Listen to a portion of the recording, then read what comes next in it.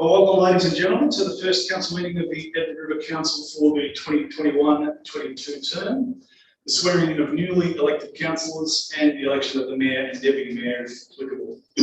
My name is Phil Stone, and as General Manager of Edward River Council and Returning Officer for the election of the Mayor, I declare the meeting open. Welcome also to our elected councillors. This is the first official business of the new council, elected on the 4th of December and declared on the 22nd of December 2021. Welcome you, other members of the public who are here today, and of course those watching via the live stream. In accordance with the public health order, masks must be worn in all indoor areas. Masks may be removed when addressing the meeting or taking liquid or food, but must be put back on as soon as reasonably practicable afterwards. Item 2 on the agenda is the live streaming statement. I wish to advise members of the public, council meetings are recorded and will be available after each meeting on the council's website. All care will be taken to maintain the privacy of those in attendance. However, as a visitor in the public gallery, your presence may be recorded. By remaining in the public gallery, assume your consent is given in the event your image is broadcast. This includes any filming by television cameras if attendance is approved by the General Manager or the Mayor, which we don't have any broadcast television cameras on at the moment. Acknowledgement of the country. I would like to acknowledge that we're here today on the land of the Wamba Wamba people and pay my respects to past Aboriginal elders and Aboriginal and Torres Strait Islander people who reside within this area. The statement of purpose is in item 4 of the agenda, and I remind councillors of the statement of purpose for each councillor as outlined in the agenda. Apologies and applications for leave of absence. I don't have any. We have a full house today. Disclosures of interest. Are there any conflicts of interest? Disclosures of interest that any councillor wishes to nominate today? Okay, thank you. First item of business on the agenda is the installation of councillors. I'm just going to read out a brief statement. Under the Local Government Act 1993, councillors are obliged to take an oath or affirmation of office at or before the first meeting of the council, after they are elected, and physically before the General Manager, and the event must be publicly recorded. The oath or affirmation of office operates as a mechanism for inducting councillors into their role and reinforcing for them the seriousness of the responsibilities and duties that the role entails. A councillor who fails without a reasonable excuse to take the oath or affirmation of office will not be entitled to attend council meetings until they do so, and will be taken to the absent without leave. Councillors will be required to sign their statement after making their oath or affirmation. The principles of the Local Government Act should guide councillors in their role, and I take this opportunity to provide a summary of the principles for everyone's information. Council should exercise their functions generally around strong and effective representation, leadership, planning and decision making. Carrying out their functions in a way that provides the best possible value for residents, planning strategically, working cooperatively with each other councils and state government to ensure community goals. Managing lands and other assets in an affordable way and working with others to ensure appropriate services for the community needs. Acting fairly, ethically and without bias in the interests of the local community, and be responsible employers to provide a supportive work environment for staff. Councils should also make decisions recognising diverse community needs and interests, keeping social justice principles in mind for the long term and cumulative effects of actions on future generations.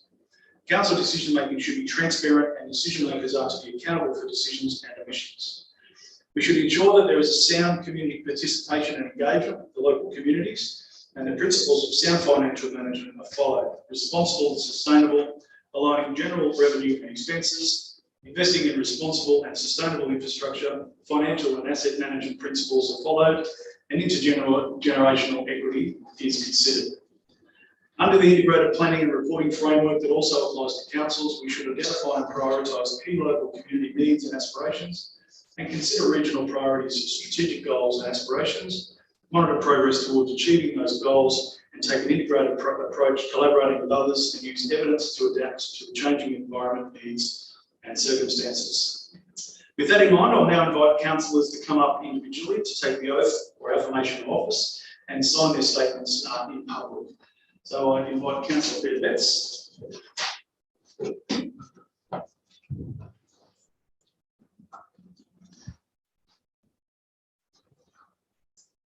I, Peter Beck, swear that I will undertake the duties of the office of councillor in the best interest of the people of Edward River and the Edward River Council, and that I will faithfully and impartially carry out the functions, powers, authorities and discretions vested in me under the Local Government Act 1993 or any other act to the best of my ability and judgment.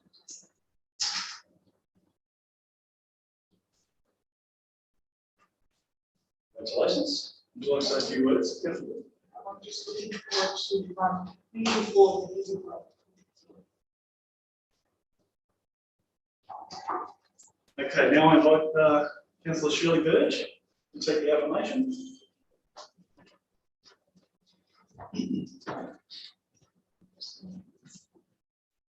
I, Shirley Burge, solemnly and sincerely declare and affirm that I will undertake the duties of the office of councillor in the best interests of the people of Edward River and the Edward River Council, and that I will faithfully and impartially carry out functions, powers, authorities and discretions vested in me under the Local Government Act 1993 or any other act to the best of my ability and judgment.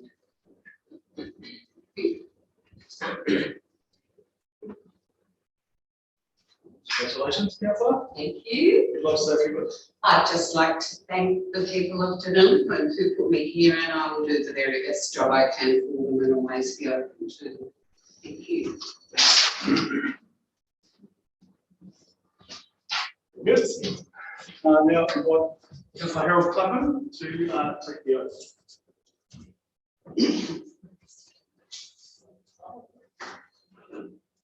I, Harold Clapham, swear that I will undertake the duties of the office of councillor in the best interest of the people of Edward River and the Edward River Council.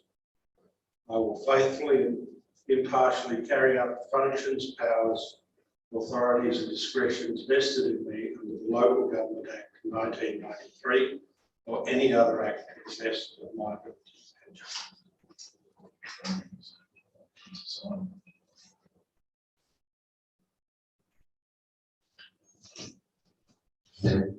Congratulations, Councillor. Would you like to say a few words? I'd like to congratulate all of the councillors and hope that the group of councillors do undertake the oath with this order.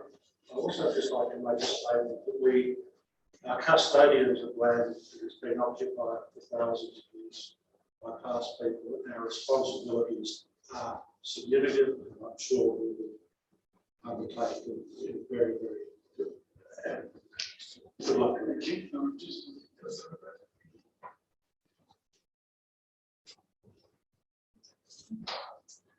Now invite Councillor Peter Connell to take the oath.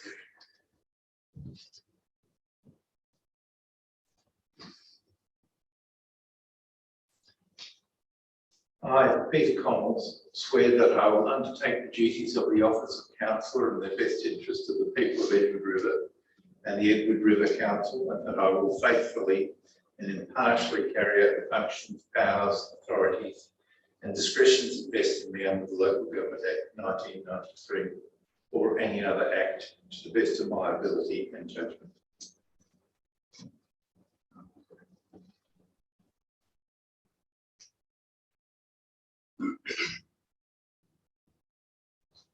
Say a few words. Just look forward to serving with all the councils older than you. No reference to age, of course. Yeah, and hopefully we have a great term.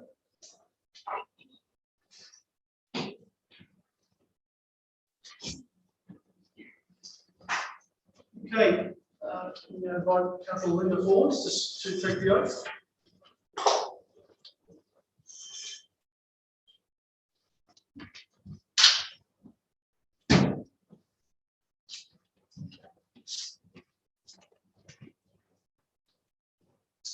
I, Linda Forbes, swear that I will undertake the duties of the office of councillor in the best interest of the people of Edward River and the Edward River Council, and that I will faithfully and impartially carry out the functions, powers, authorities and discretions vested in me under the Local Government Act 1993 or any other act to trust my ability and judgment.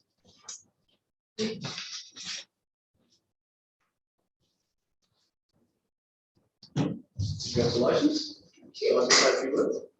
Just that I'm honoured to actually be here to represent the people, and thank you for voting for me, and look forward to working with each and everyone.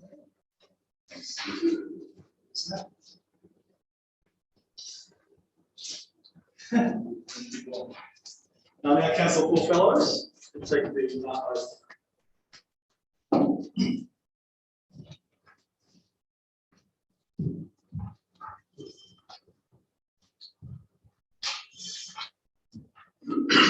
I, Paul Fellows, swear that I will undertake the duties of the office of councillor in the best interests of the people of Edward River and the Edward River Council, and that I will faithfully and impartially carry out the functions, powers, authorities and discretions vested in me under the Local Government Act 1993 or any other act to the best of my ability.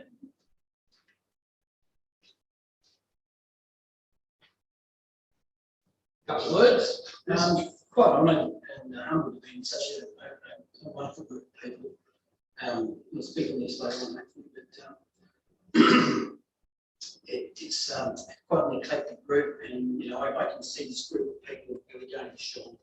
It's going to be a cohesive, collaborative force for the betterment of the community. Big thank you to all the people that voted for me. Without their support, I wouldn't be here. Thank you.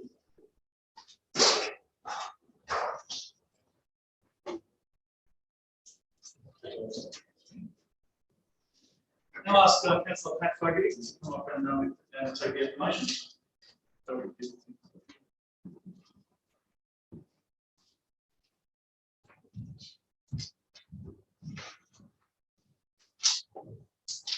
I, Pat Fogarty, solemnly and sincerely declare and affirm that I will undertake the duties of the office of councillor in the best interest of the people of Edward River and the Edward River Council, and that I will faithfully and impartially carry out the functions, powers, authorities and discretions vested in me under the Local Government Act of 1993 or any other act to the best of my ability and judgment.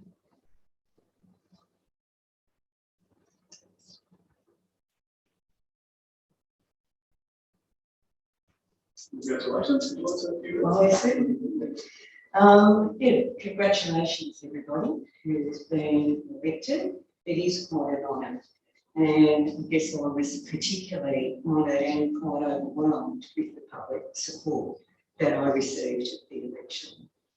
Like Harold said, we are custodians for a very short time of this precious land, and we do have a solid responsibility, particularly to our First Nations people who were custodians of this land for a very long time before white people made their mark on the land. And I think we need to keep that in mind as we make our decisions in the best interests of everybody. Thank you.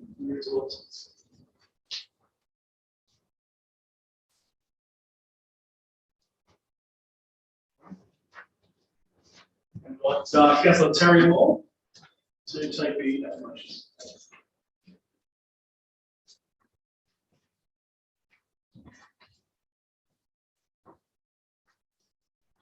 I, Terry Moore, solemnly and sincerely declare and affirm that I will undertake the duties of office of councillor in the best interests of the people of Edward River and the Edward River Council, and that I will faithfully and impartially carry out the functions, powers, authorities and discretions vested in me under the Local Government Act 1993 or any other act to the best of my ability and judgment.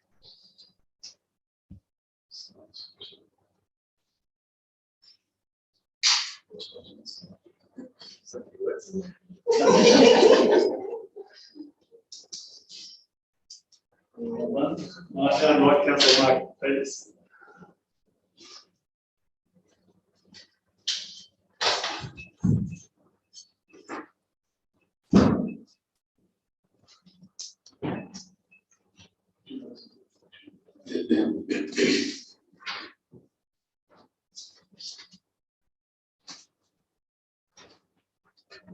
I'm Mark Peters, citizen, swear that I will undertake the duties of the office of councillor in the best interests of the people of Edward River at the Edward River Council, and I will faithfully and impartially carry out the functions, powers, authorities, and discretions vested in me under the Local Government Act 1993, or any other act to the best of my ability and judgment.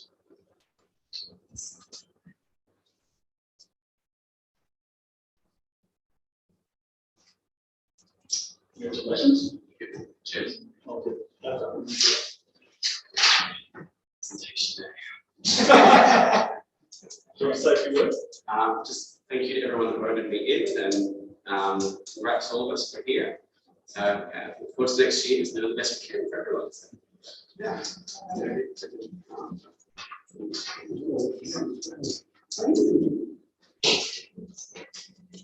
Oh, right, sure. Just to comply with state records act, can I collect your certificates? I'll scan them and I'll give them back to you. I promise.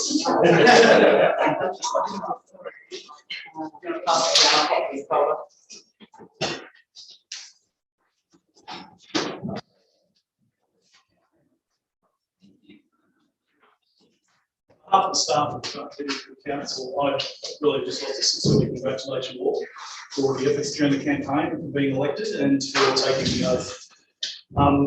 Now the second item of business and also a very important item of business is the election procedures in the mayoral election. In accordance with the requirements of the Local Government Act 1993, mayors that are elected by our council may only serve in that capacity for a 2-year term. This does not include their election for a subsequent term. Given the deferment of the local government elections until December 2021, this term of council will be for a period of 2 years and 9 months, and the next election is scheduled for September 2024.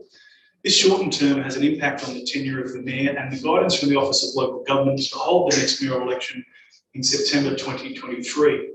This provides for this mayoral term being 1 year and 9 months, with the term for the next mayor being 1 year. In the council report at item 7.2, part 1 of the recommendation is to elect a deputy mayor for the period corresponding to that of the mayor, to determine that if more than one nomination is received, that the method of voting is by ordinary ballot, and to note that following the election of mayor, he or she can take the chair either before or after the election of the deputy mayor. Does any councillor wish to move that recommendation as a motion in item 7.2, or alternatively a different motion? Councillor Mr. Chairman, I'd like to move the recommendation with the modification that cross out if applicable to the election of a deputy mayor.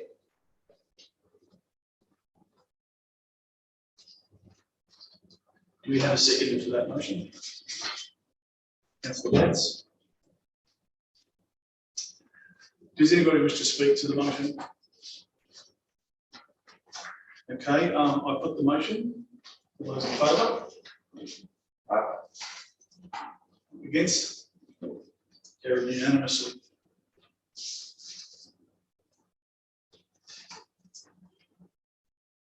Therefore, in accordance with the Local Government General Regulations 2005, 2 or more councillors may nominate a councillor, one of whom may be the nominee for the position of mayor, deputy mayor. Nominations must be in writing, and the nominee must consent to their nomination in writing. Nomination form has been distributed to councillors for nominations for the election of mayor and deputy mayor, and I have more nomination forms here with me if you need them. At this stage, I've received 2 nominations for the mayor prior to this meeting. As returning officer, I now invite any further nominations for the position of mayor for Edward River Council. Okay, we have therefore 2 nominations. The first nomination is for Councillor Betts.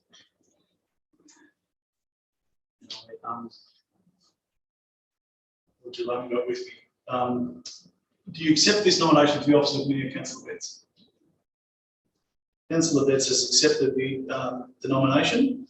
The second nomination is for Councillor Fogarty. Do you accept the nomination for the office of Mayor? And Councillor Fogarty has accepted the nomination. And given we have multiple nominations and that it's been resolved that the method for voting for the position of mayor will be by a secret ballot or ordinary ballot, councillors will need to vote by placing an X next to the name of the councillor candidate in the ballot on the ballot sheet. So I have a blank ballot paper here, and I'll need to undertake a draw to see who goes first or second on that ballot.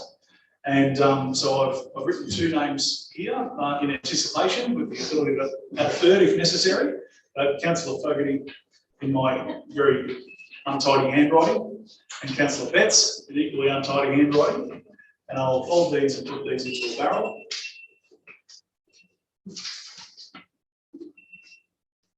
Do you mind shaking them up a bit?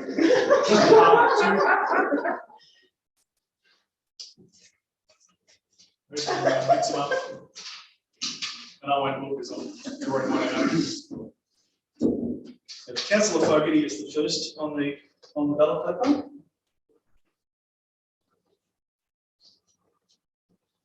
And therefore that means Councillor Betts will be the second.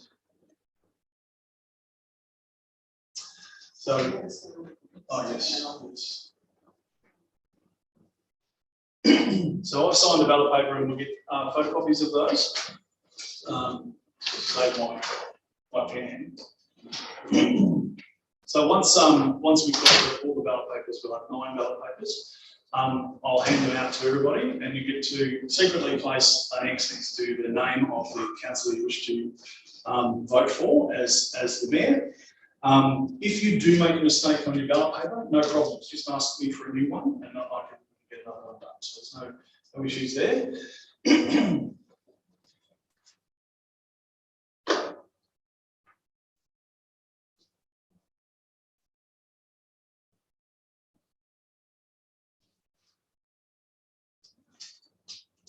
Let's see how fast our photocopies are.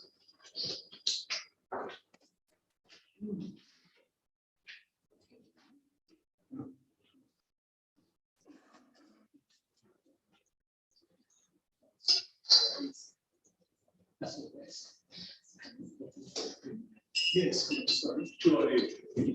I've just omitted to ask the candidates to say a few words. So, given Councillor Fogarty is first on the ballot paper, if you wish to, you can say a few words to your colleagues around your election for mayor. Apologies for that. Okay. Oh, yeah. Sorry.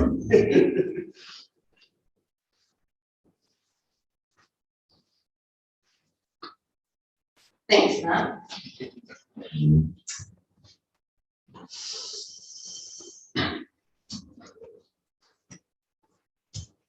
Well, everybody, welcome. And after receiving unprecedented community support through the election process, I feel privileged to be before you today, that I may demonstrate the courageous leadership called for in driving Edward River Council forward. I'm confident that I possess the skills, attributes, enthusiasm and experience necessary to create an environment that will achieve the community's priorities and aspirations for the future, given the voter support was so strong. I've been fortunate to serve the community and learn from 6 mayors, selecting the best leadership qualities to develop my unique style. Throughout this journey, I've worked in partnership with 8 general managers, learning a great deal. This knowledge transference, coupled with diverse leadership experiences, inclusive of 3 years in the mayoral role, has enabled me to craft and hone my leadership qualities. Since the amalgamation with Norm's leadership, Council has achieved a great deal. As Mark identified yesterday, our successful reputation is widely acknowledged. Solid deliverables have been realised across each of the 5 pillars of our community strategic plan, as we've strived to continuously improve our infrastructure, our asset base and our community wellbeing. In my many discussions with Phil, it's been really pleasing to discover we share a similar passion and methodology for continuous improvement, navigating change. The team of staff and councillors have worked hard and well together. And as Norm's deputy, I'm keen to step up and fulfil the amazing work that he commenced.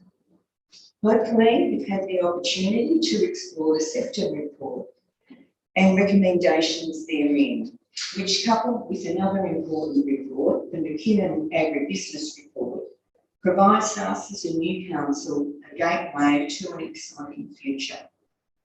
As you dive into the sector report, you will note it embraces our youth. The report highlights the qualities young people bring to the discussion table and the aspirations they hold, with most of the feedback identifying their desire to become involved in advisory groups and working parties. We're fortunate that we now have a welcome think tank to tap into.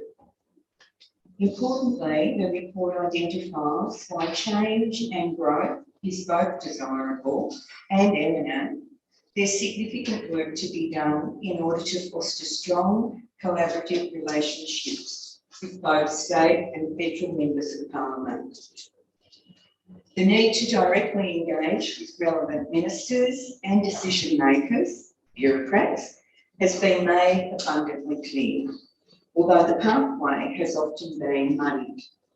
This need, conferred recently by Murray Irrigation and a group of Denny business professionals who are rallying to embark upon an open for business approach with our state and federal leaders, and these groups that are eager for council to play our part. My skills in the political arena have been cultivated through years of diverse practice. I have a strong background of ministerial work developed from years of partnership, especially with our federal member, Susan Lee, given her previous ministry as funder to a variety of Finnish youth programs. My 6-year alliance with the Prime Minister's National Task Force enabled me to engage, partner and work with a range of ministers and their minders and their staff across the Human Services sphere. My work with the New South Wales Ministerial Advisory Committee enhanced my communication style while developing my rapport with ministers and bureaucrats alike. I have a healthy relationship with Helen Dalton, whilst at the same time I hold a long-term relationship of friendship and mutual understanding with the Nationals. From our discussion yesterday and your examination of our finances, our rate of revenue only just keeps pace with our general account, emphasising the need for fostering strong political relationships if we are to grow and develop. Our capacity to augment state, federal engagement in attracting dollars is the key to enhancing our infrastructure and our future growth capacity. Positioning us well in attracting new dollars is where my strengths and experience comes to the fore. In terms of keeping finances on track and understood, my depth of experience is vast and diverse. As I outlined at the Prospective Councillors Forum, within my 4 years of stewardship as Chair of Interreach, our working budget grew from 20 million to just on 50 million. We almost tripled our employment capacities. Apart from mentoring and developing staff, my responsibilities while working as Southern New South Wales Regional Manager for Finnies included monitoring and controlling our $25 million budget, along with growth capital of some 60 million building social housing properties at Dubbo and Albury. I completed financial training with the Australian Institute of Company Directors and ran 3 unique successful businesses in partnership with my husband. My welfare training has perfected my strengths-based solution-focused approach, always looking at the glass from the half full perspective when working through challenges. I'm well connected to many community groups and known across the region in both the urban and the rural sectors, along with our neighbouring councils. I'm confident my diverse and experienced skill set will deliver the brave, spirited leadership required by a new team. I enjoy mentoring and bringing people along the journey. In assessing my competencies against the requirements of the Act, I believe they fit the mark well. I am aware that some councillors were reticent to embark upon a voting environment to select a mayor, and I respect that view. However, I feel I have an obligation to the record number of people who placed me at the top of their list and who have publicly stated their desire to see me in the mayoral role. Therefore, I'm prepared to go with that confidence and majority voter support, taking on the challenge. To me, it's apparent from the dynamics of the election, with the diversity and the fresh faces around the council table, change will be inevitable. Therefore, it's up to you, my fellow councillors. Do we respect the voice of the community and bring them along our journey together? Or do you ignore the voice of the community and the majority and have change by chance? Where we could have change led by thoughtful innovation, shaped and framed on learned wisdom, along with an engaging, supportive community who clearly demonstrated their vote preference. In closing, I'll leave you with a quote from one who I admire, Hillary Clinton. Enlightened, prosperous and successful futures are built upon experience and learnings of the past. Thank you. Thank you, Councillor Fogarty and Councillor Betts. I invite you to say a few words.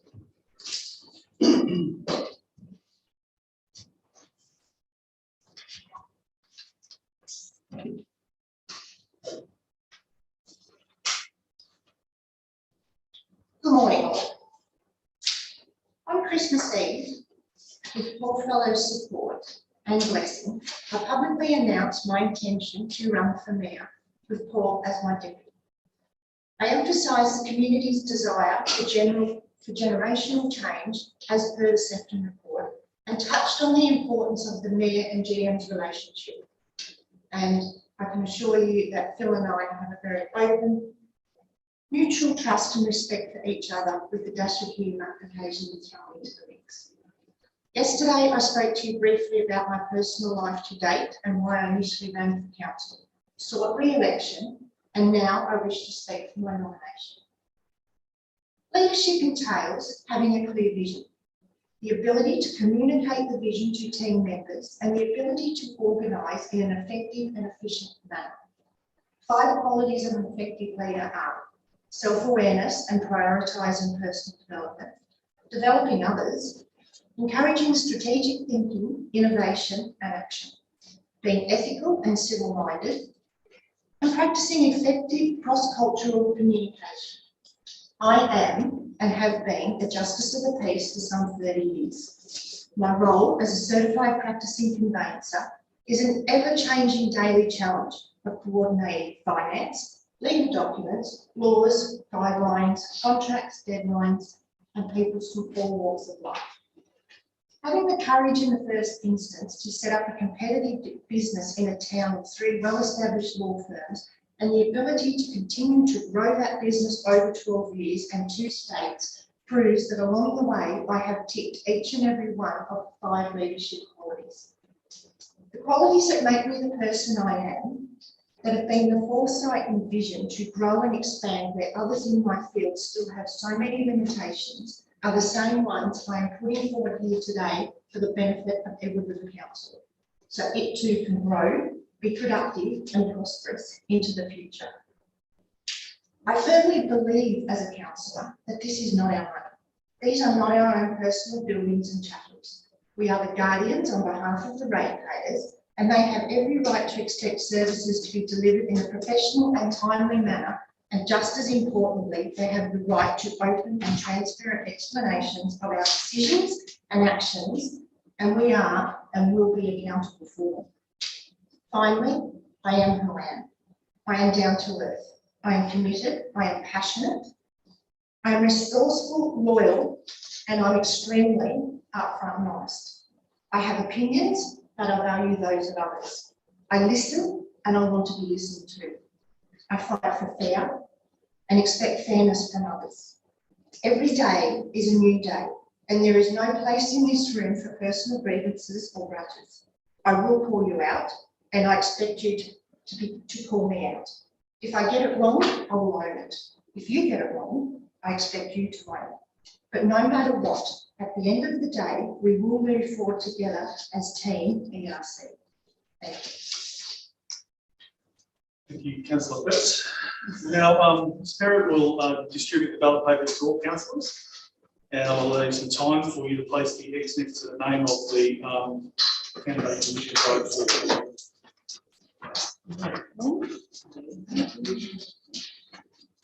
Once you've voted, please fold it in half, or at least in half, so that we can collect it.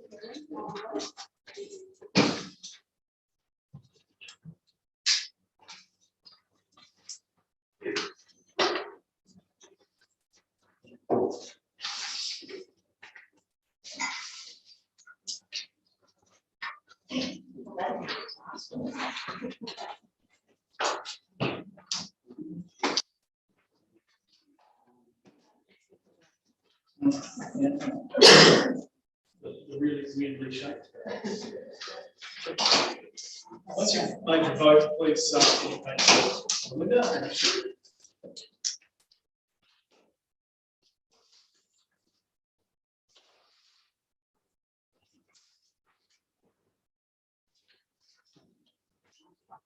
We're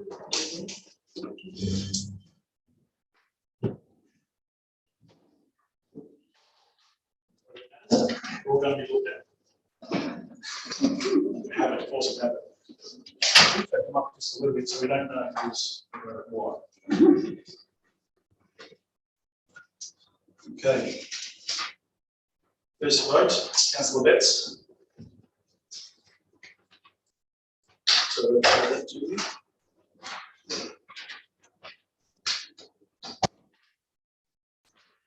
Second vote, Councillor Betts.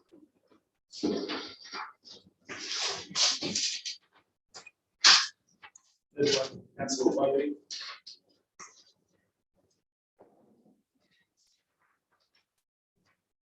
Fourth vote, Councillor Betts.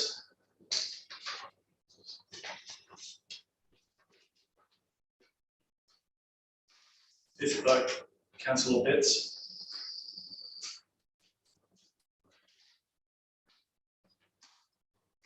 Sixth vote, Councillor Betts. Seventh, Councillor Betts. Eighth vote, Councillor Fogarty.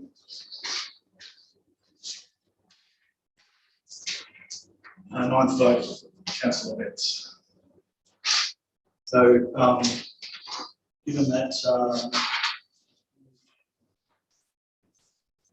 Councillor Betts has 7 votes and Councillor Fogarty has 2 votes, so I declare Councillor Betts as the Mayor, as elected as the Mayor. Congratulations, Councillor Betts.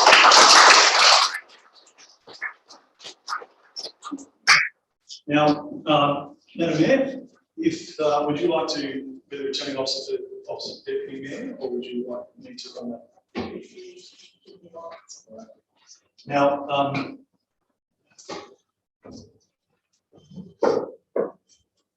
after the election of the Deputy Mayor, I will ask both of those candidates, those successful elected officers, wish to say a few more words.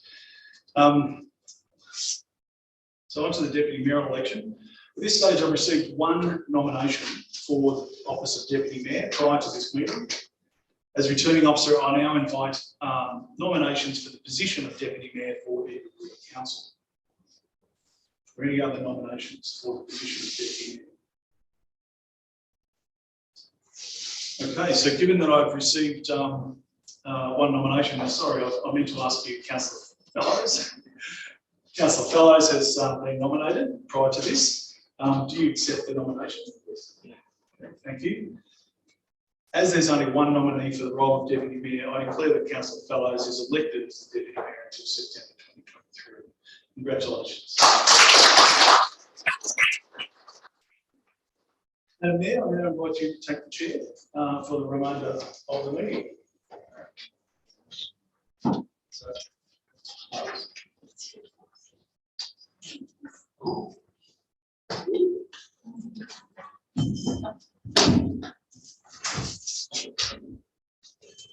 As the first, please.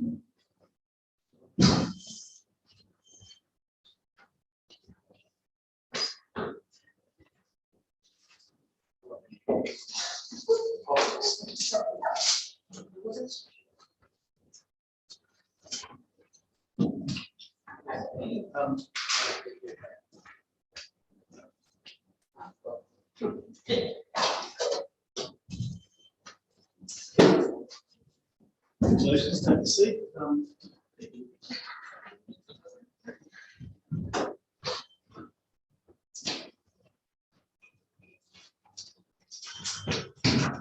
Now, you want to, yeah, very control that. If you want to say a few words, and I'll ask, if you'd like to ask Councillor Fellows to also say a few words as Mayor and Deputy, if you like.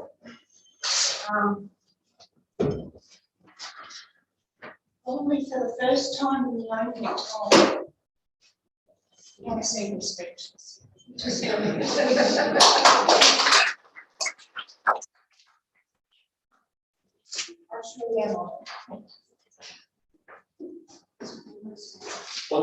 say a couple of words. First of all, as I said before, to the ratepayers, thank you very much for allowing me the privilege of being on the council and the elected deputy mayor. As I said before, it's quite an honour to be on the council and even more so as deputy mayor. I must say congratulations to the vets and their is. But no, I've admired Peter for a long time. I've looked what she's achieved over the years, with the law and setting up the business and really in a male-dominated industry in development, and she's been very successful. And that is a testament to her character. So congratulations, and I could see there's a bit of fun around. So I'm sure your father's, he and I are good friends, and I'm sure he's looking down at very friendly.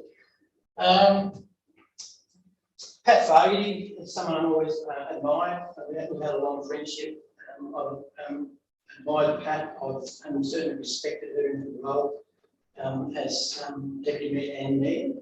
And I really feel for Pat at this moment. She's also a very dear friend, as you are. And it's, again, testament to her strength of character. She's been able to carry on through the process. I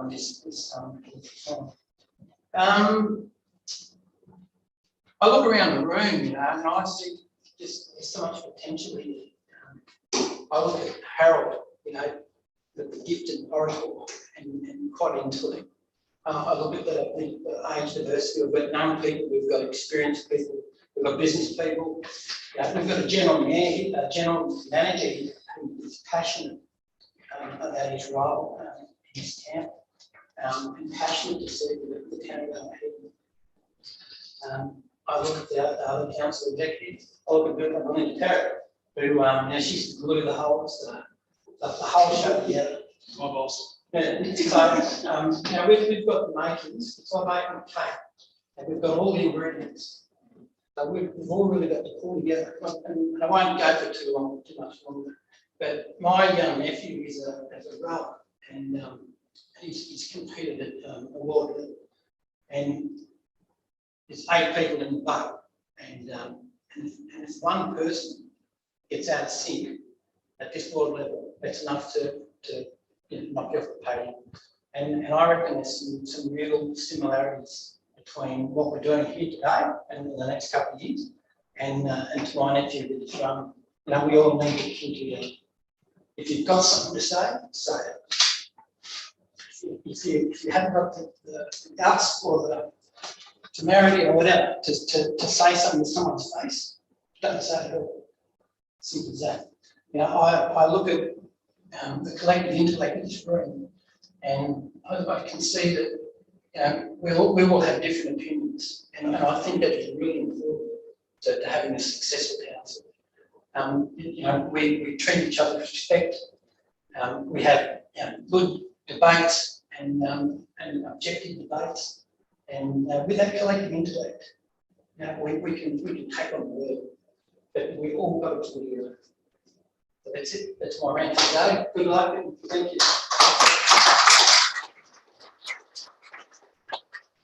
Just on behalf of the staff of the council, extend my congratulations to the Mayor, Councillor Betts, and Mr Deputy Mayor, Councillor Fellows.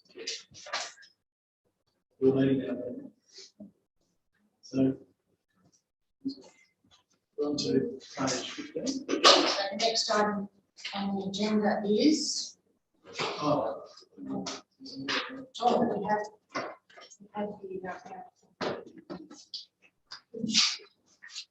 we have the mayoral minutes in relation to Norm. If, with everybody's approval around the table, and if that's okay, I would like, and be honoured, if you read out the mayoral. No, that's the mayoral minute, mayor. You sure? Responsibility to. You sure? The recommendation there is obviously I've written that on behalf of the Mayor and put it in front of all the councillors who will informally agree to the sentiments in there. So if you just like to read the recommendation, Madam Mayor, and following that statement. Okay. Recommendation is that council endorse the statement of Agri-Business Council contribute to the life and memory of former mayor and long-time councillor in the region, Mr. Norm Brennan. Second, request the mayor read out the statement as a public record of council's tribute to Norm Brennan. Third, we request the general manager to fly all flags at half-mast for the day of Norm Brennan's funeral. And fourth, we request the general manager consider closing the council for half the day in tribute to Norm, and so that many staff may attend Norm Brennan's funeral service. Do we have a mover and a second? Councillor moves.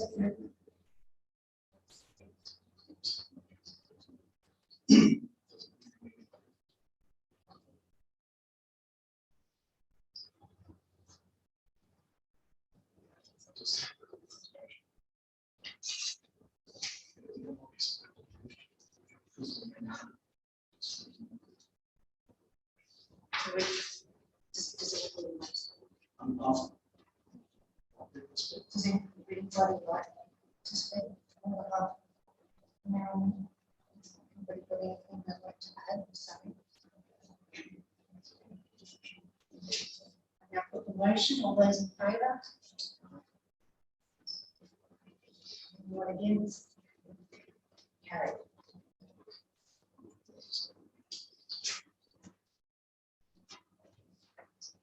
It is recommended that the Mayor of Agri-Business Council read the following statement as a public tribute to Norm Brennan. Agri-Business Council is overwhelmed and saddened by the death of our Mayor, colleague and advocate, Norm Brennan. Norm moved to Denali in 1988 with his wife Linda after many years of holidaying in the region with good friends Pat and Richard. He initially purchased the Edward River Hotel with a partner, where the hotel became known as a friendly and welcoming water hole for Denali.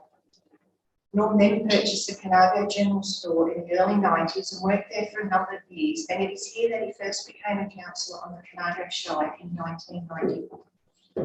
Norm and Linda then purchased the settlement Loader in the early 2000s and retired in 2011.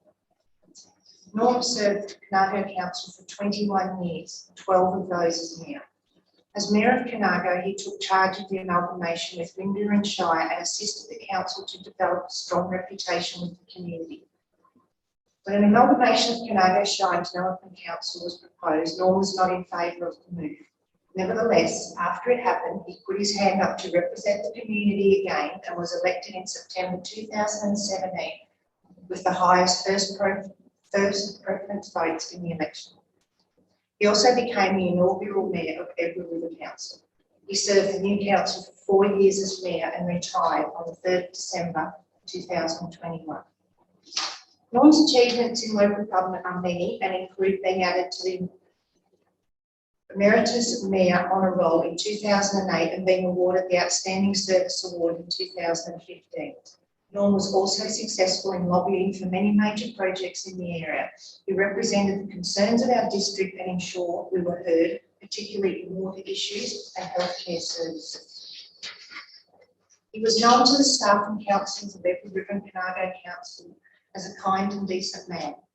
We extend our sympathies to his wife Linda, his children and grandchild, and all those who loved him. Norm will be sadly missed and never forgotten.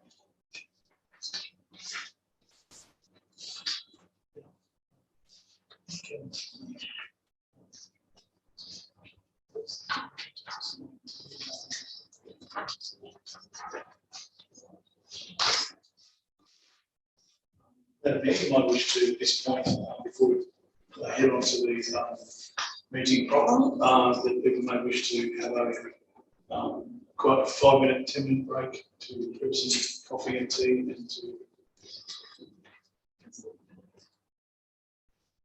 Peter, Madam Mayor, my apologies. After knowing you for so long, I have to change the address. I sent an email out prior to all of this indicating that I thought Norm's service will be a significant service attended by a large number of people and more than likely followed by a large wake and recognition of its point of how well he was known, how well he was liked. I did in that email suggest I don't think it should be a financial burden, it should be solely borne by the family.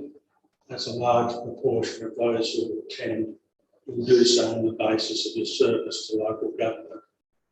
And I have asked that we explore the possibility of the Edward River Council making a financial contribution to assist the family at this moment. I don't know whether that's appropriate, perhaps it's done. I still stand by the contents of that email.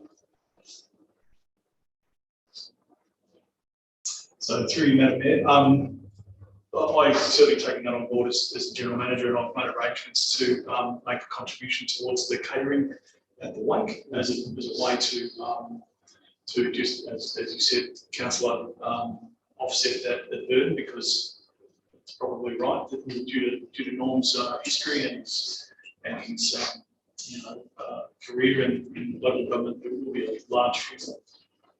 So I've made arrangements to make a commitment. If you wanted to be a resolution of the council, I'm happy to do that. No, I just wanted to be on the public record. Yeah, but I've got the delegation to be able to do that. We've decided to do it. Perfect. Thank you. Yes. Suspending it. 7 minutes. Suspend. All right. Yeah.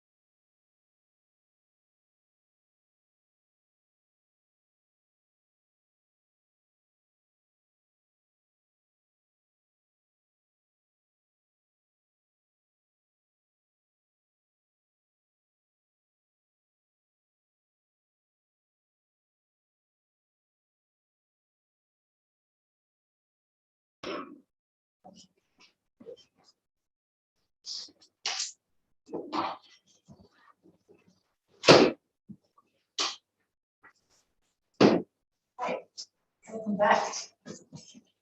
Right, the next item on the agenda is item 7.3, Code of Conduct. General Manager, duty to introduce. I'll just see if the Director of Corporate Services wishes to speak to the report.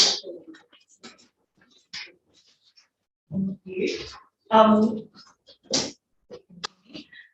We have a lot of reports that are all around adoption of policies today, and it's really an administrative thing that we need to do with the first council meeting. So we'll go through them as quickly as we can, and we have Greg here as well if there is any more detailed questions that we can help us out with. So the first one is the Code of Conduct. This paper sets out the minimum standards for council officials to comply with standards, act honestly, exercise diligence and care, and enhance public confidence in the local government. So our recommendation is that council adopt the Edward River Council Code of Conduct contained in attachment 1. We also would like you to note that the local government review of the processes and procedures for dealing with allegations of council misconduct, which is in attachment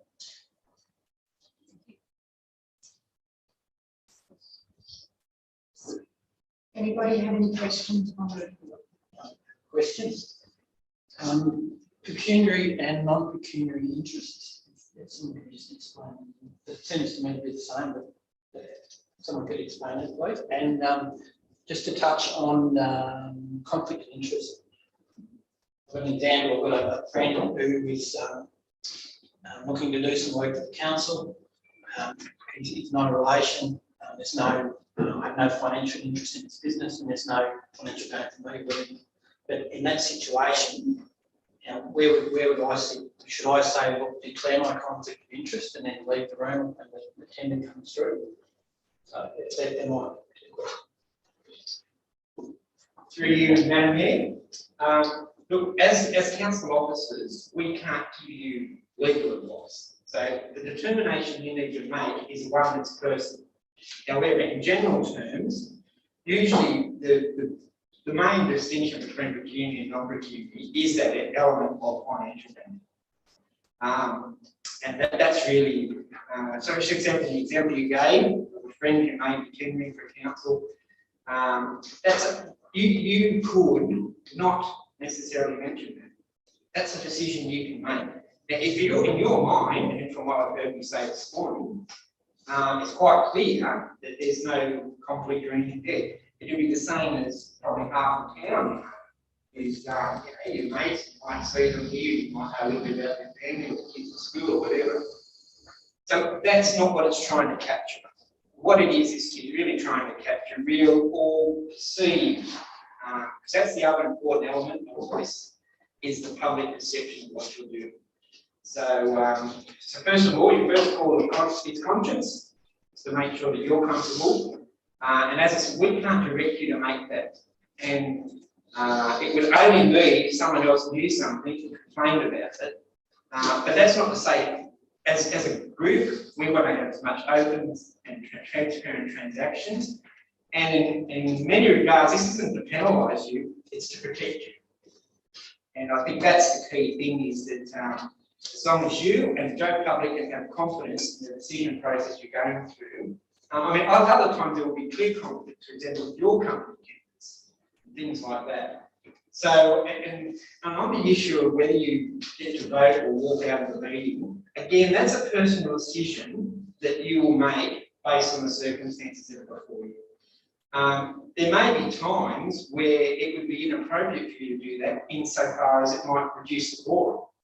Or, you know, if a couple of councillors are sick and a decision needs to be made, and you decide, well, I'm going to step outside just in case. Again, all this code is really saying is put your cards on the table that you think are appropriate. And that's all the community can expect. You know, one of the other things that will often come up if you're a member of a club. So if you're a member of a club, that's quite different to being the president or the treasurer or the secretary of the club. And again, you make your decisions based on that. Because it comes down to, are you in a position on another organisation or another process where you are in a decision-making role? So if you're just a member of the local football club, you're right. If you're on the board of that football club and they get funding or they have a crown lease, all sorts of other areas where you might trigger an interest, then that's where you play those cards.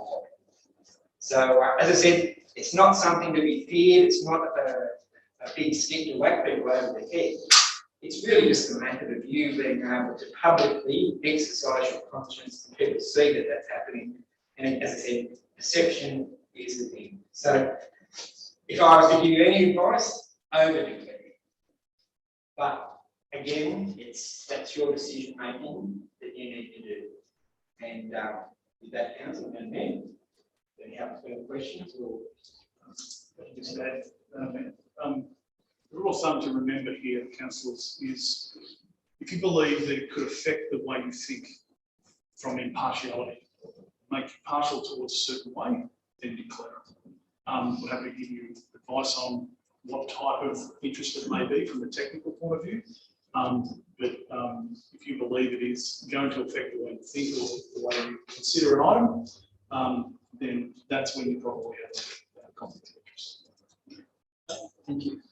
Pretty good. Just to add to Phil's comment, the other half of that is that if someone else might perceive is the thing. So yeah, as I said, when in doubt, declare.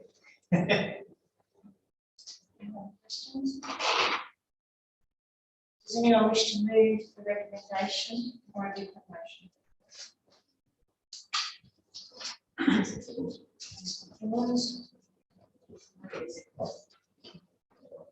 Councillor Moore, second motion.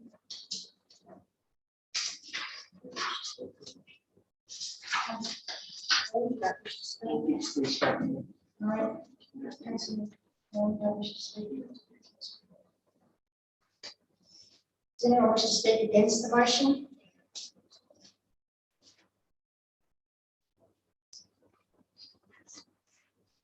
Okay, there are no further speakers. I put the motion. Those in favour? Those against? Carried.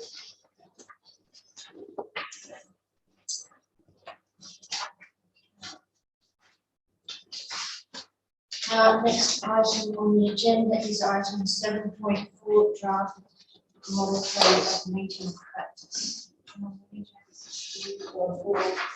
Thank you.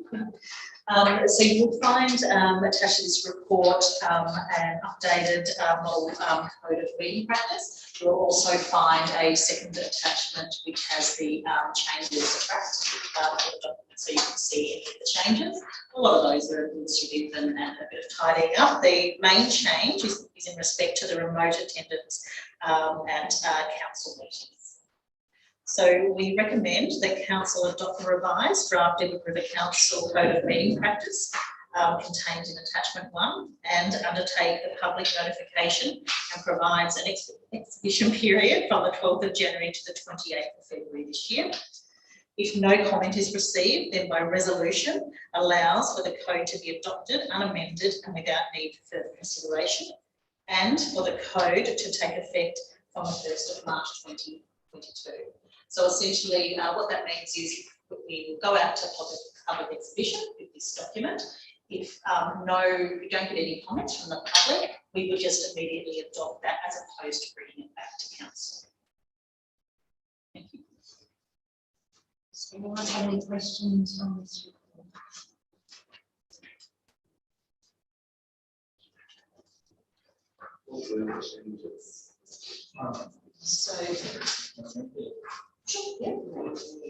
Madam Mayor, the key essential changes were about remote meetings, so being able to do it via Zoom. We were currently doing that with the COVID measures under the provisions of a special ministerial amendment. So what's done now is this is codified, so all those normal meeting provisions for remote attendance. So the idea behind that is to give a wider part of the community an option to attend meetings. So for example, if you are stuck out of town, you can still turn up, whereas prior to the COVID measures, that was never possible. You had to be in the room. So you can do that. The other important things that have been changed is there's provisions in there now for councillors to turn up and say, there's no disagreement, everyone's happy with the recommendations. You could actually resolve council's whole business agenda in one motion. I'm not suggesting that's what you should do, but it is a possibility. So a lot of these reports as read, and if you're happy with the recommendations, they can be moved and over. And I think they were the two main changes. One more that just comes, give me 2 seconds and I'll come back to it. But that was mainly to regularise COVID conditions. Through councils can see a track changes copy of the code of conduct for a code of meeting practice. It shows those items that are being omitted or added to, and it's all highlighted in red. So I'll look that in detail. Just everyone watching, saying, what is that? Yeah, that's right.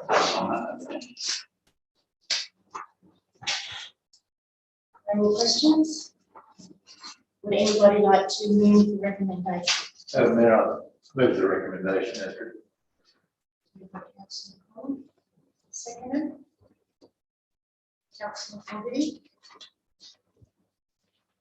Councillor Cole, do you wish to speak to the motion? Short answer. No, thank you, Madam Mayor. These are mainly procedural that have to be done every term, I believe. So, yeah. Thank you.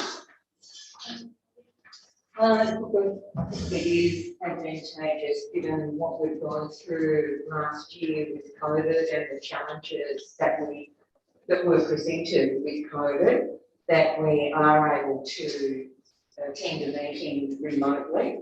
And I think it's also very appropriate the way it's been written that we need to offer our rationale in regards to why we are attending the meeting remotely and seek permission to do that prior to the event.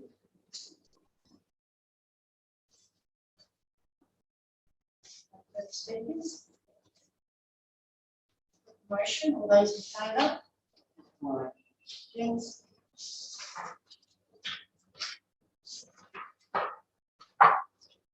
Right.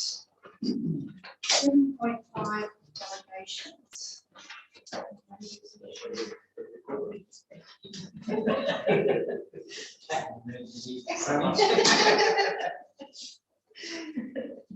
Under the Local Government Acts, Council can delegate certain functions to the General Manager, and the way to do that is through the delegations of authority, which you will find in attachment 1 and 2.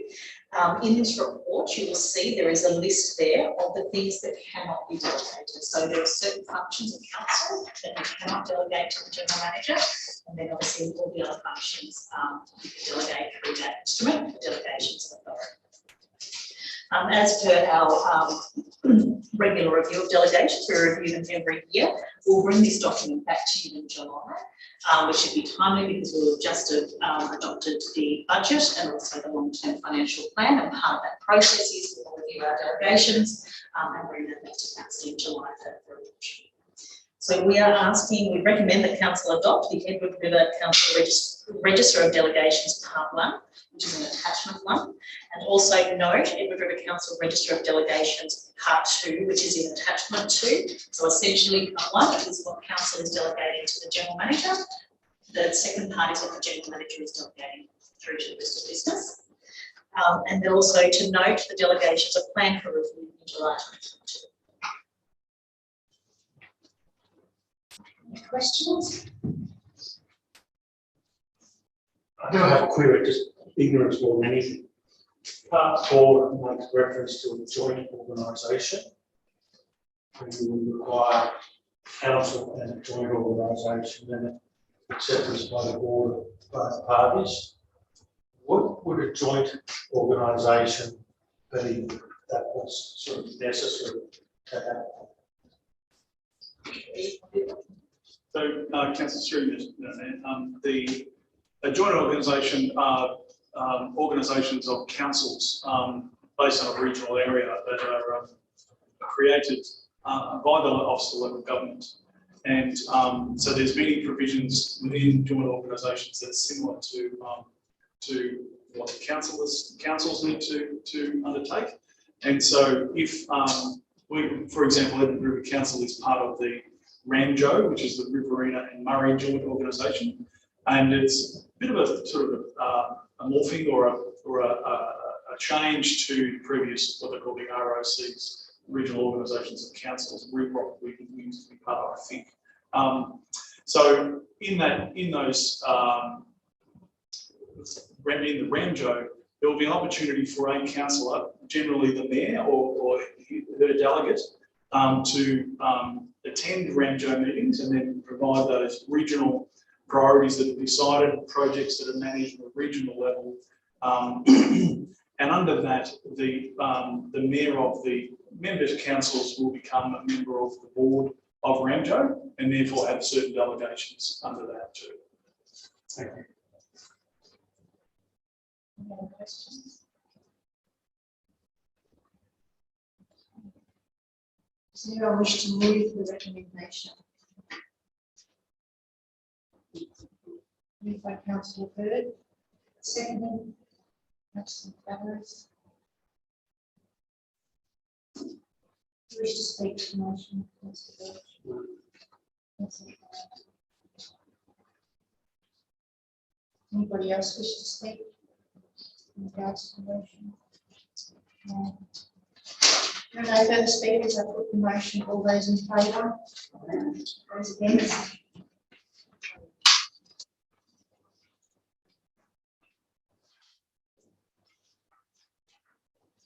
Seven point six, countback election provisions. Through Madam Mayor, the following an election at the first meeting of the council must determine whether it wishes to, how it wishes to treat any vacancies that occur in councillor positions during the term of the council.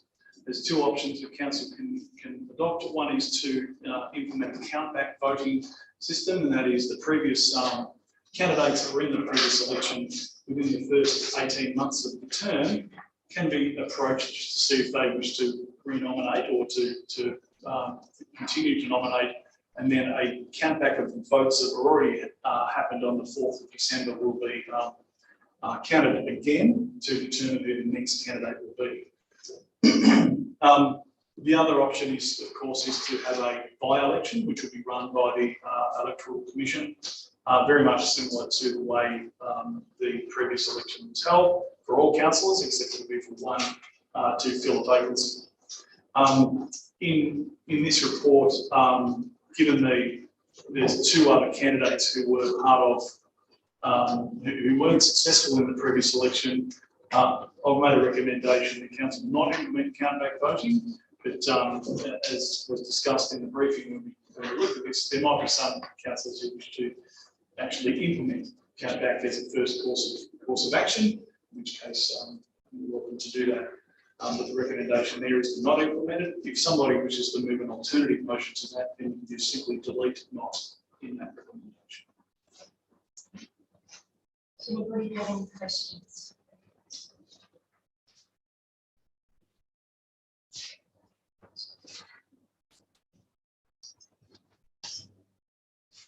So I just feel that it's a little, it's an encumbrance on expenditure if we leave the not in there.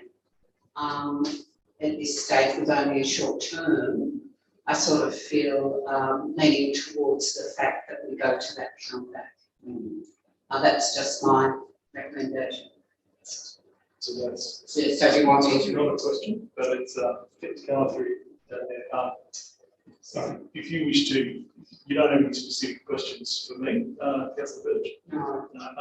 So you might wish to move, put your hand up to the mayor and say, I wish to do an alternative motion. Yes, if I can please, I'd like to move an alternative motion that it reads that council implement countback voting for any councillor vacancies in the next 18 months.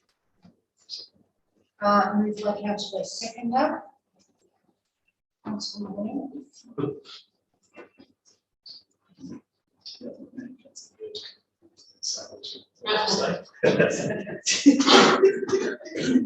I'll just repeat that. I do believe that it's a mighty encumbrance on the ratepayers to be paying the same amount again for the election of one person, given the short term of this council. In any other circumstance, if it was a normal term, I would totally agree. But I just feel it's an encumbrance in a tight financial budget. So, thank you. I agree with that, absolutely. Can I just, before that vote, Madam Mayor, just to, for councillors to understand that if, there's a first point of course with the, with implementing the countback, is the previous candidates who weren't successful in the election will be approached to see if they wish to still run. They may not, in which case it will go to a by-election anyway. But of course, this is absolutely appropriate for council to be making this decision. So I'm trying to convince you otherwise, just to let you know that may be the course of action that takes place. Did anybody wish to speak against the motion?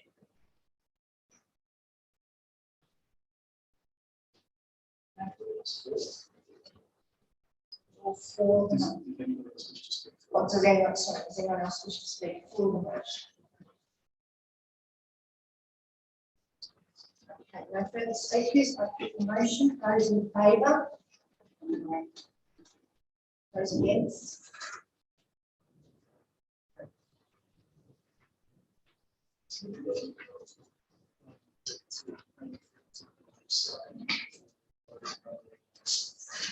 Okay. 7.7 electoral funding authority request to inform councillors. Yes, Okay, so the electoral funding authority, we're asking council to receive and note the information from the electoral commission. This report's really been provided for information, especially for new councillors, around their obligations for reporting any funding around the election. We've detailed there what some of the implications can be if you haven't made the appropriate declaration. So this is really in the remit of councillors, but we're just providing this for your information. Questions? Any questions in regards to this report? Madam Mayor, just purely and simply based on ignorance, which is involved with a lot of questions over the next year or so. Does it just simply mean that I have to declare the $110 that I paid for the ad that I put in the paper?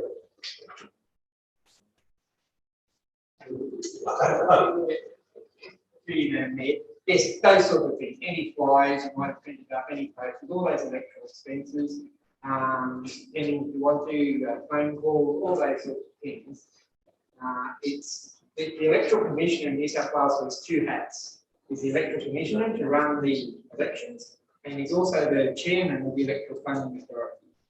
And so the whole purpose of the electoral funding authority is to make sure that the various limits that have been set by the state government in terms of electoral funding, how much you're allowed to spend, how much provision collecting it. So with that second hat, he likes the police. With the first hat, he's not so worried about what happens. But with the second hat on, because of the whole issue of corruption in the legal process, is very keen to read that. So even if you've got a nil return, if you spent nothing on your election campaign, you still have to put a zero nil return because he prosecuted. So yeah, so that it's just a reminder. As I said, he's got those two hats on, so it's the one you've got to watch out for.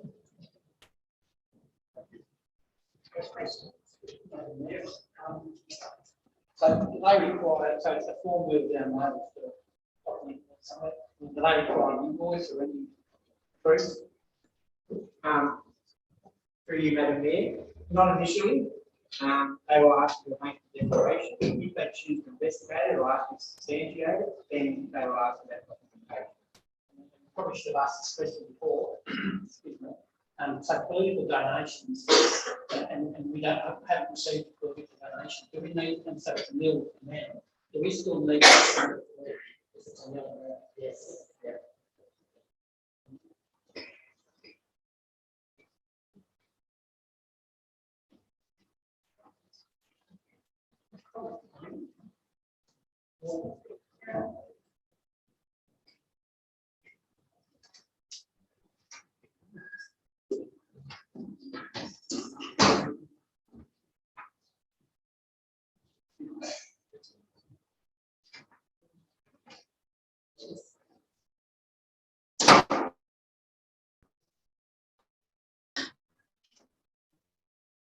That's part of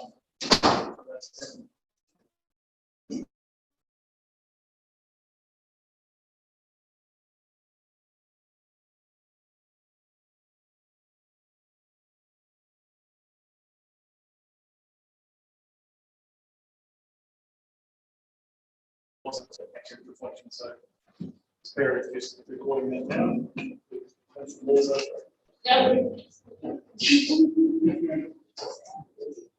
Really, Madam Mayor, just one additional issue on that.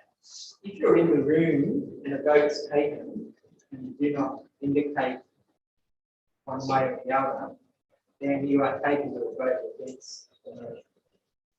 So, yeah. So the only way to avoid being recorded is to leave the room. So just relating to what we're speaking about, not recommending that be enforced about your councillors, but you will be recorded as having voted against the motion, even if you haven't put your hand up when it's asked. That's the provisions of it. Other question, in the voting, do you record the for and against every motion, or you just say pass? That's through Madam Mayor, that's what's called a division, where the councillor, which councillor has voted for or against a matter is recorded as, councillor so-and-so for, councillor so-and-so against. So only if the division is called. Only if the division is called, but for matters of planning, for DAs and those sorts of things, it's mandatory that a division is applied by all of those votes.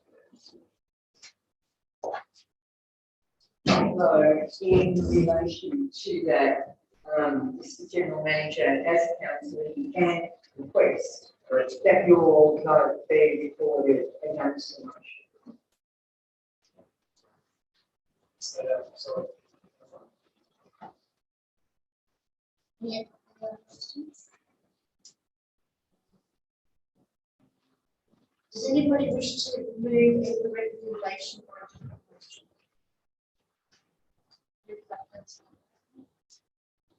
Senator?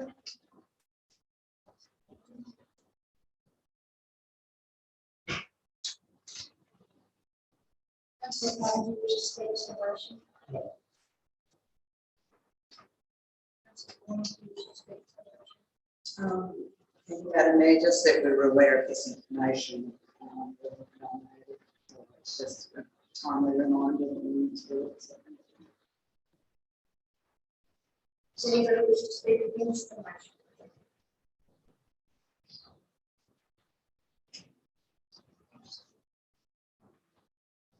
Speakers, put the motion for those in favour. Those against.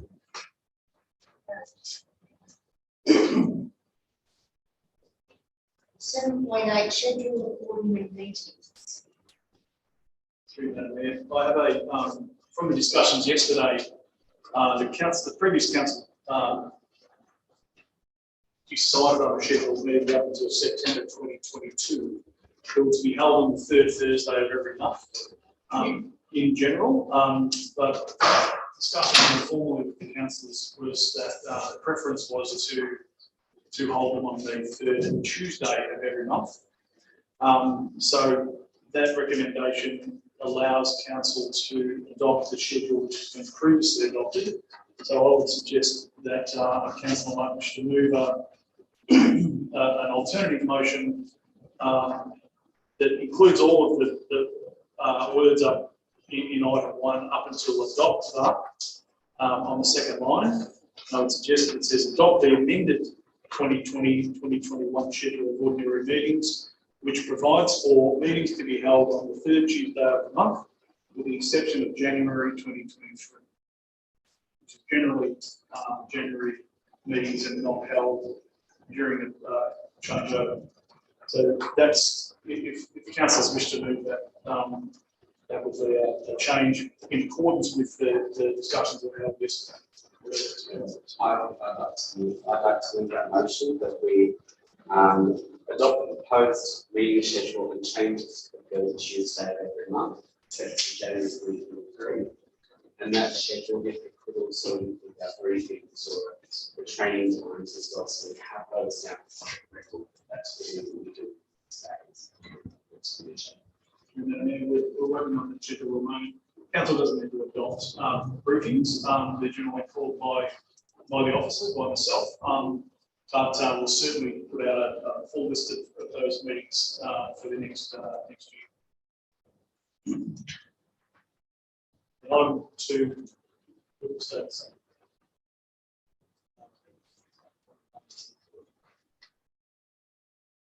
adjust that.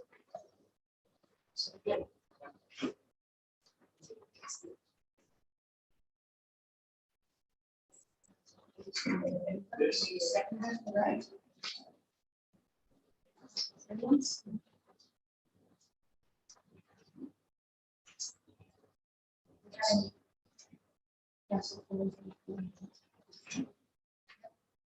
Any questions? We just remaining, as we said yesterday, that the 20th of January will remain as the Thursday. Is that correct? Thank you.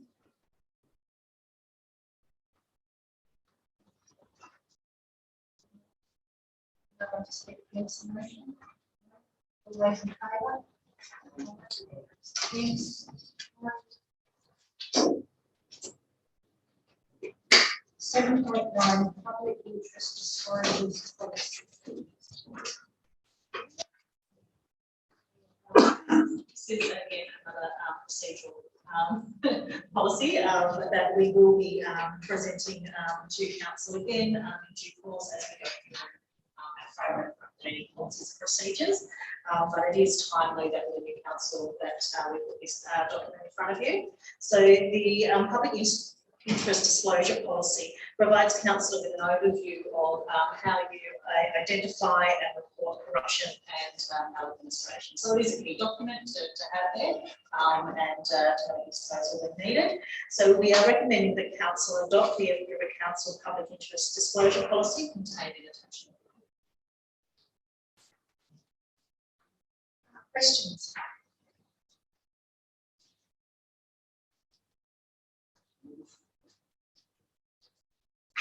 Questions? Somebody wish to move the recommendation?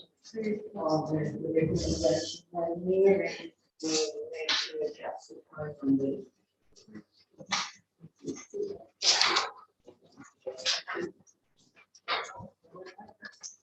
Anything else? We're off.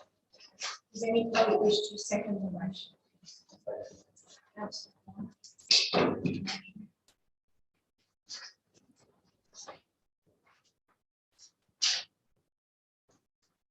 wish to speak to the motion?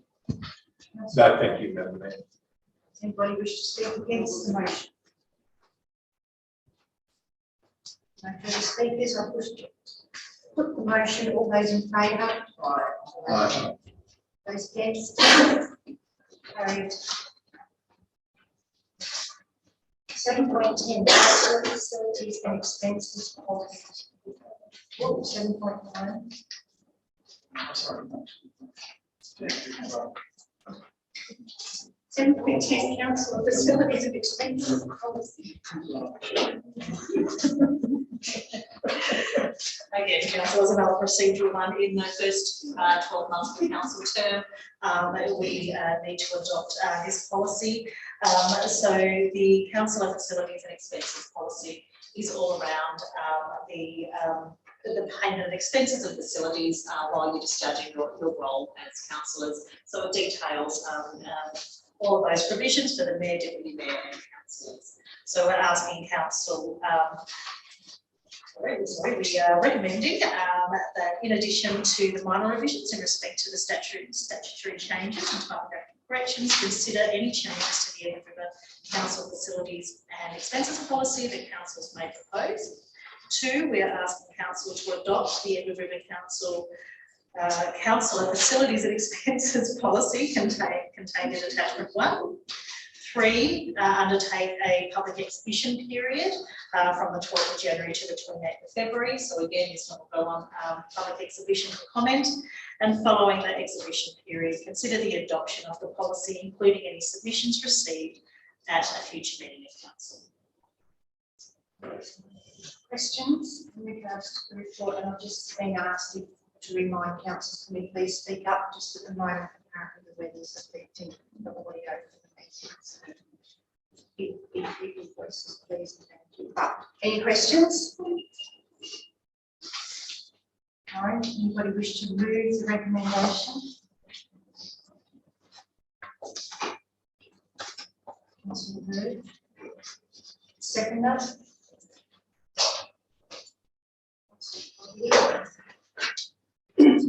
Respect to the motion. No. Anybody wish to speak against the motion? No. No further speakers. I put the motion. All those in favour? Against? Carried. Media policy 7.11. Media policy, social media policy.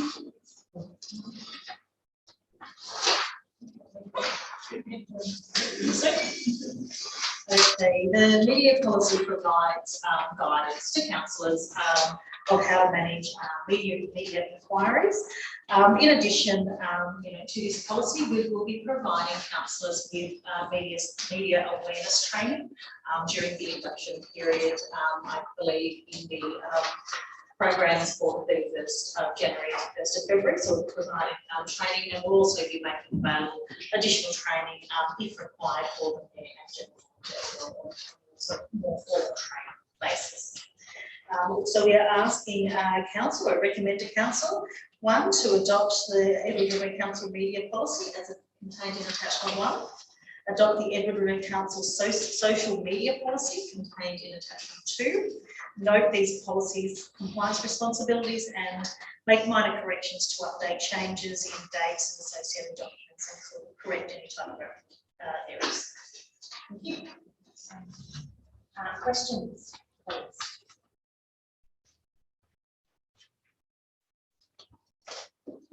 Questions?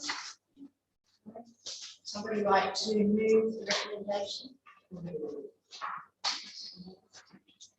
Have a second to the motion.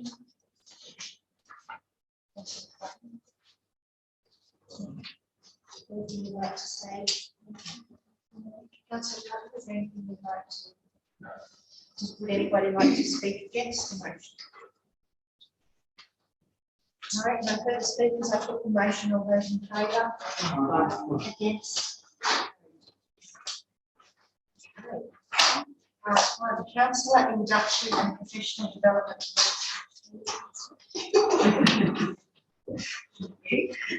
So this policy details pretty much as the title explains, the induction and professional development for councillors. During the induction period over the next 3 months, we have quite a comprehensive induction schedule for councillors, both around strategic, getting to know the business, and also around the governance requirements of being a councillor. The current budget provisions for professional development for councillors is 12,000, and that has been exhausted for the induction program, but there is also a series of webinars that councillors can attend on top of the schedule that we have available for you. So we recommend the council adopt the Edward River Council Councillor Induction and Professional Development Policy contained in attachment 1 and note the other professional development opportunities available. Questions?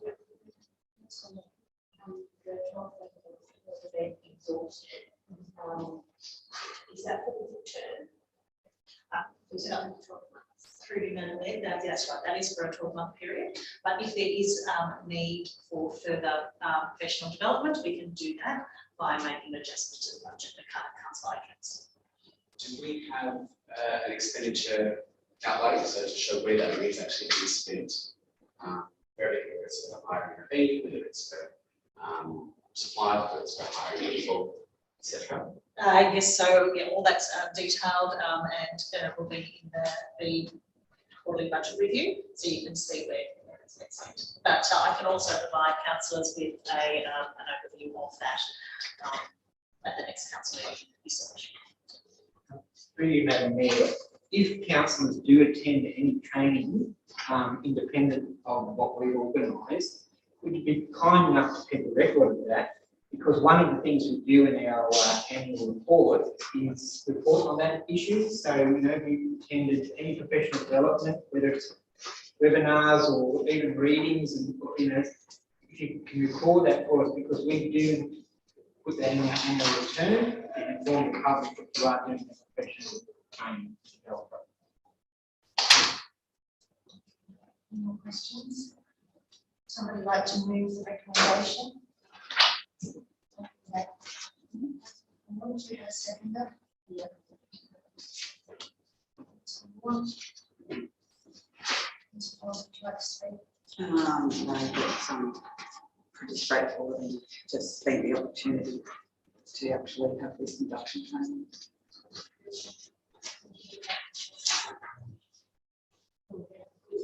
Infrastructure problem.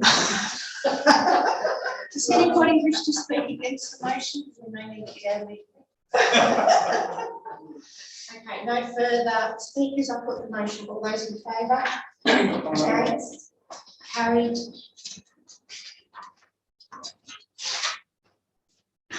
Have no question with notice? Have none?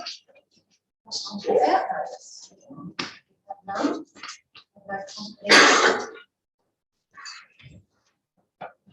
No comprehension? Mouldy. Maybe don't stand up. Not for long. Too long. No comprehension notice? I declare the meeting. Can I just, sorry, there's nothing. I'd just like, through you, Madam Mayor, I'd like to express my thanks to Mark, Greg, Sammy, Bill and Belinda and that. It's been a daunting couple of days for those who have no experience at all, myself, and you've all been exceptionally patient and very helpful, and I really do appreciate you making some of this ignorance of that. Thank you very much.